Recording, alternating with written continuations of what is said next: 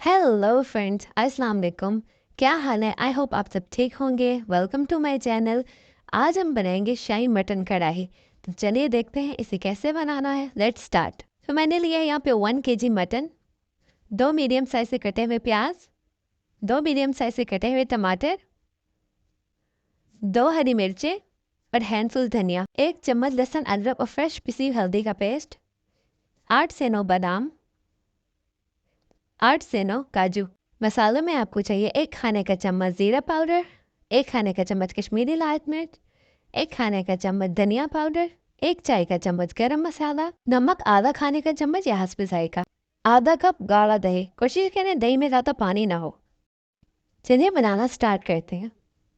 अब एक कढ़ाई लें, उसमें ऐड करें 1/2 कप ऑयल। मैं आपको 1 kg मटन की रेसिपी बता रही हूँ, इसमें 1/2 कप ऑयल इनफ होगा, बाकी आप कम या ज़्यादा कर सकते हैं। तेल अच्छी तरह गर्म हो गया। अब हम इसमें शामिल करेंगे लहसुन अदरक और फ्रेश हल्दी का पेस्ट, और यह हम इसको भून लेंगे। हमने इसको इतना भूनना है जब तक इसका कच्चापन खत्म हो जाए और बहुत अच्छी सी खुशबू आने लगे। 1 से 2 मिनट में ये अच्छी तरह भून जाएगा। यहाँ देखेंगे ये अच्छी तरह भून गया है, बहुत अच्छी खुशबू आ रही है और इसका कलर भी चेंज हो गया। अब हम इसमें ऐड करेंगे मटन। ओह, इस बोटी को तो कुछ ज़्यादा ही जल्दी थी। अब हमने इसमें ऐड कर लिया है मटन। फिर यहाँ हम इसे मिक्स कर लेंगे।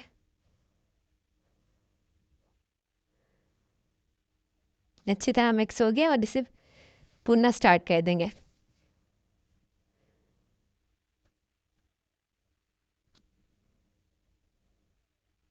एक से 2 मिनट भूनने के बाद हम इसे थोड़ी देर कवर करके रख देंगे। तकरीबन 2 से 3 मिनट हमने इसे कवर करके पकाया है। अब हम इसकी साइड्स चेंज करेंगे और इसे अच्छी तरह भून लेंगे। देखिए मटन का कलर चेंज होना स्टार्ट हो गया है। थोड़ी देर भूनने के बाद हम फिर से इसे कवर कर देंगे। 2 से 3 मिनट के बाद अब हम इसमें शामिल करेंगे नमक। लहसुन अदरक के साथ तकरीबन 7 से 8 मिनट मटन को भूनना है और इसे नमक के साथ अच्छी तरह भून लेंगे। नमक के साथ भूनने से इसमें बहुत अच्छा फ्लेवर आ जाएगा। यहाँ देखें ये अच्छी तरह भुन चुका है, मटन का कलर टोटली चेंज हो गया है। अब हम इसमें ऐड करेंगे टमाटर, प्याज।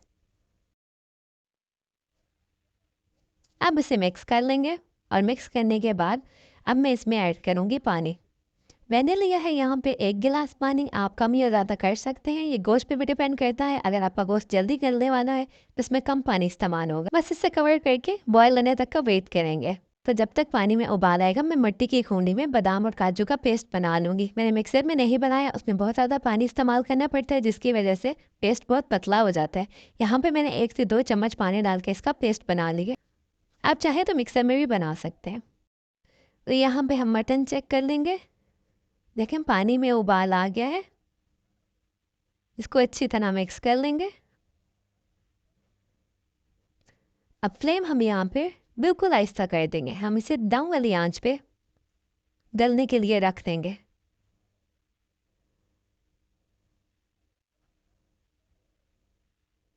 ट्वेंटी 5 मिनट्स के बाद देखिए यहाँ पे सारा पानी ड्राई हो गया है और मटन अच्छी तरह गल गया है।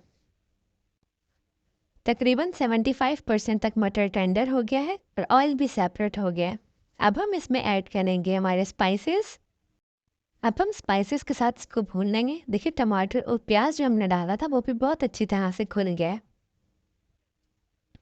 अगर आप प्याज और टमाटर का अलग मसाला बना के कढ़ाई बनाएंगे तो वो इतनी अच्छी नहीं बनती जितना उसको मटन के साथ ही गलाने से बनती है। इसके बाद हम इसमें ऐड कर लेंगे दही। देखिए मेरे पास गाढ़ा दही है, आप भी गाढ़ा दही इस्तेमाल करें, बहुत अच्छी और स्मूथ ग्रेवी बनेगी। बस यहाँ इसको दही के साथ भून लेंगे तब तक जब तक कि दही का पानी खुश्क ना हो जाए। 1 से 2 मिनट ढक के हम इसको पकाना है ताकि दही का पानी खुश्क हो जाए। बहुत अच्छी तरह से इसकी भुनाई कर लेंगे। देखिए ऑयल हमारा सेपरेट हो गया, दही का पानी खुश्क हो गया है। अब हम इसमें बादाम और काजू का पेस्ट शामिल करके इसकी भुनाई कर लेंगे।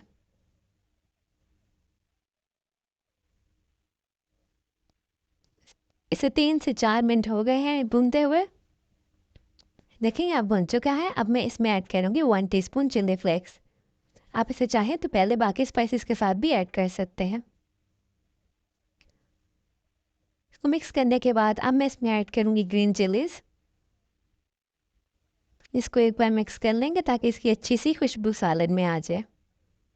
बस इसे हल्की आंच पर थोड़ी देर ढक कर पकाएंगे। लेकिन थोड़ी देर के बाद इसका ऑयल सेपरेट हो गया। अब मैं इसमें ऐड करूँगी 2 टेबल स्पून क्रीम। क्रीम मैं कम ही इस्तेमाल करूँगी बिकॉज आपने देखा है कि दही हमने गाढ़ा इस्तेमाल की है, इसी वजह से हम इसमें क्रीम कम इस्तेमाल करेंगे। दही भी बिल्कुल क्रीम की तरह ही है। क्रीम कम इस्तेमाल करने की वजह यह भी है कि खाना बहुत ज़्यादा मुरगन हो जाता है, जो खाया भी नहीं जाता, ये बहुत हैवी हो जाएगी अगर आप इसमें क्रीम ज़्यादा इस्तेमाल करेंगे। क्रीम डाल के हमने ज़्यादा पकाना नहीं है। अभी यहाँ पर डन है। इसके ऊपर धनिया डालेंगे और थोड़ी देर कवर कर देंगे ताकि धनिया की खुशबू इसमें शामिल हो जाए। और यहाँ पे मैंने इसे डिश आउट कर लिया है और तैयार है हमारी मज़ेदार सी शाही मटन कढ़ाई। ये बहुत ही जल्दी बन जाती है। आपने देखा है कि मैंने इसे कोई प्रेशर कुकर में नहीं पकाया, बहुत ही जल्दी बन गई है। बिना प्रेशर कुकर के भी ये बहुत मज़े की बन जाती है।